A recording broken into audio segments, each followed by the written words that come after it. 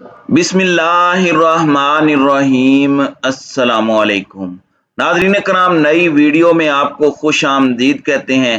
اس وقت بلی تھیلے سے باہر آ چکی ہے اور جنرل قمر جاوید باجوہ پر پاکستان کی فوج کے سپہ سالار پر عالمی سطح پر سنگین ترین الزامات لگائے جا چکے ہیں۔ کھیل انتہائی نازک مرحلے میں داخل ہو چکا ہے، استعفے کا شور ہے اور پاکستان کے خلاف عالمی منصوبے کے اب شواہد ملنا شروع ہو چکے ہیں، جبکہ دوسری جانب آئندہ 48 گھنٹے انتہائی اہم ہونے والے ہیں۔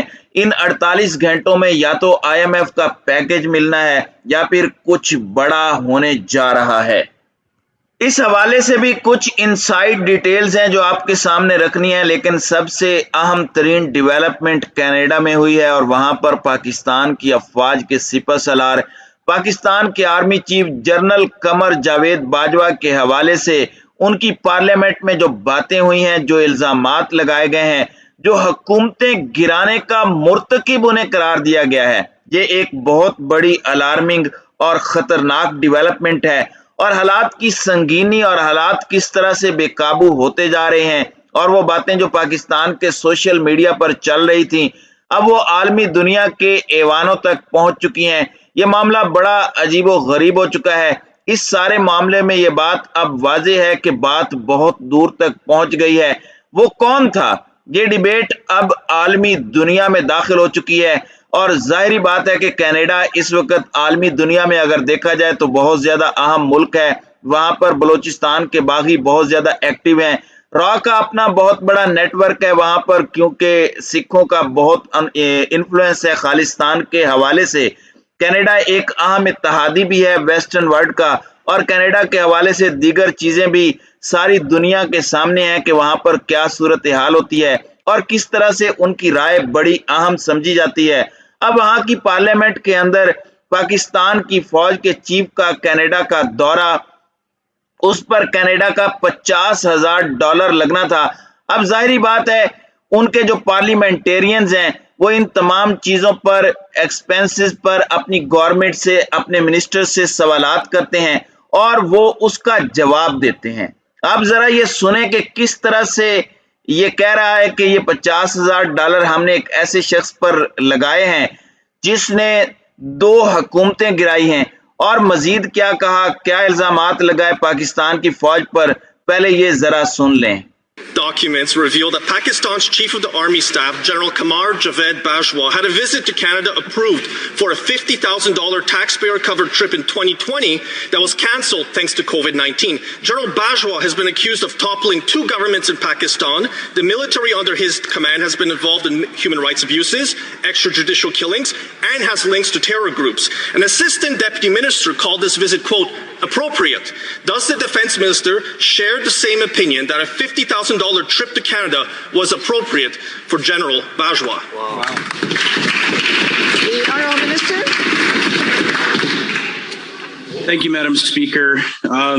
I would concur with the member opposite. This situation is not appropriate. I am unaware of this current situation. I'd be happy to speak with the member opposite when I get further details. Thank you. جی ناظرین کرام، آپ نے سنا کہ کس طرح سے یہ پارلیمنٹیرین کہہ رہا ہے کہ $50,000 آپ لگا رہے ہیں دورے پر۔ ان کے اوپر الزام ہے کہ انہوں نے 2 حکومتیں گرائی ہیں، یعنی کہ ایک نواز شریف کی اور دوسری عمران خان کی، اور پاکستان کی فوج پر بھی کئی الزامات لگائے کہ یہ انسانی حقوق کی خلاف ورزیاں، ماورائے عدالت قتل، دہشت گردی کے ساتھ ان کی فوج کے تعلقات ہیں۔ اور یہ اگر دیکھا جائے تو صرف پاکستان فوج پر نہیں بلکہ پورے پاکستان پر سنگین الزامات ہیں۔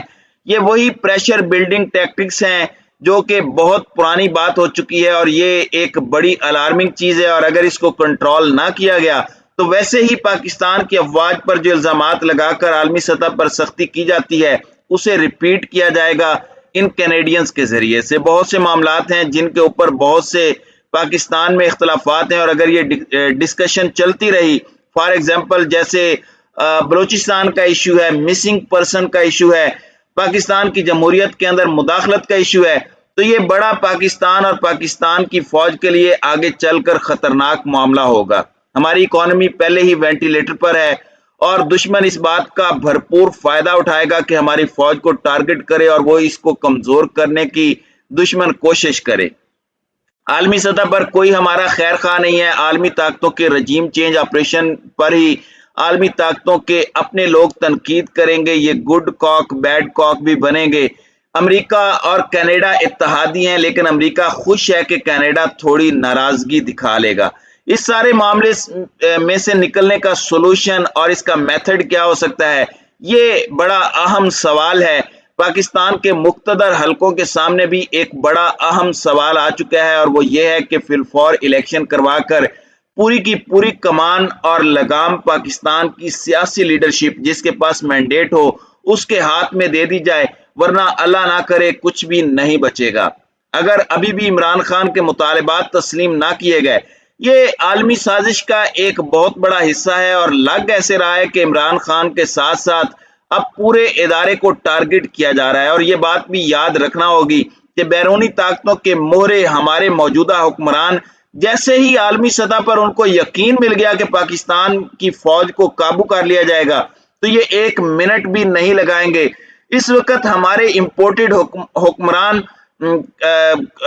چاہتے ہیں کہ وہ یہ کایا پلٹ دیں، اور یہ کوئی معمولی بات نہیں ہے۔ آپ دیکھیں کہ جو الزام اس وقت یہ کینیڈین لگا رہا ہے، رانا ثناء اللہ اس کو مان رہا ہے کہ ہمیں لایا گیا، کیوں لایا گیا وہ بھی بتا رہا ہے۔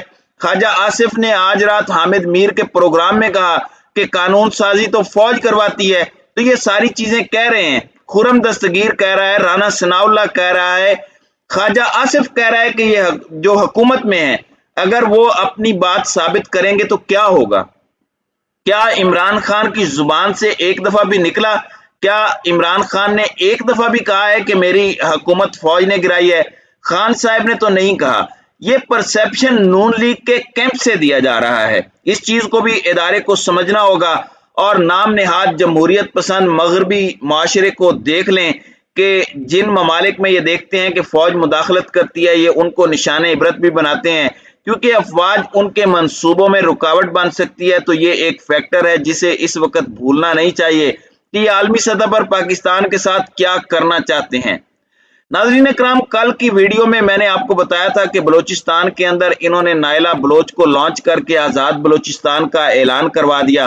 اب یہ پاکستان کو دیکھ رہے ہیں کہ کمزور ہے، اور ظاہری بات ہے پاکستان کی فوج اور پاکستان کی عوام کے درمیان بد اعتمادی، نفرت اور دشمنی کو پروان چڑھایا جا رہا ہے، اور اس کا فائدہ بھی بعد میں اٹھایا جائے گا۔ میں نے شروع میں کہا تھا کہ آئندہ 48 گھنٹے بہت اہم ہونے والے ہیں۔ ان 48 گھنٹوں میں یا پھر آج رات تک آئی ایم ایف کے پروگرام کی بحالی کی خبر آ سکتی ہے، اور آئی ایم ایف پروگرام اگر بحال نہیں ہوتا، جس کے ویسے چانسز کم ہیں، بحال ہو جائے گا۔ ہماری امپورٹڈ حکومت نے امریکہ سے باقاعدہ طور پر وزیر خزانہ ڈونلڈ بلوم سے مدد بھی مانگ لی ہے۔ امریکہ اپنے رجیم چینج آپریشن کو اس طرح تو ناکام نہیں ہونے دے گا، تو آج رات تک ایک خوشخبری کے طور پر یہ پروگرام بحال ہو سکتا ہے، جس کے بہت زیادہ چانسز ہیں۔ اور اگر ایسا نہیں ہوتا اور معیشت بھی نہیں سنبھلتی، تو پھر اسمبلیاں تحلیل کرنے کے علاوہ دوسرا کوئی آپشن نظر نہیں آ رہا۔ جبکہ دوسری جانب الیکشن کمیشن نے پی ٹی آئی کا ممنوعہ فنڈنگ کیس پر فیصلہ محفوظ کر لیا ہے، اور اس سے بڑا واضح انڈیکیٹر بھی مل جائے گا کہ صورتحال کیا رخ اختیار کرتی ہے، کس طرف کو جائے گی، اور یہ معاملہ اب کیا رنگ اور کیا روپ اختیار کرتا ہے۔ یہ بھی ایک بڑا اہم سوال ہے۔ تو ناظرین کرام، اس حوالے سے آپ کی کیا رائے ہے؟ آپ اپنی رائے کا اظہار کامنٹ سیکشن میں ضرور کیجیے گا۔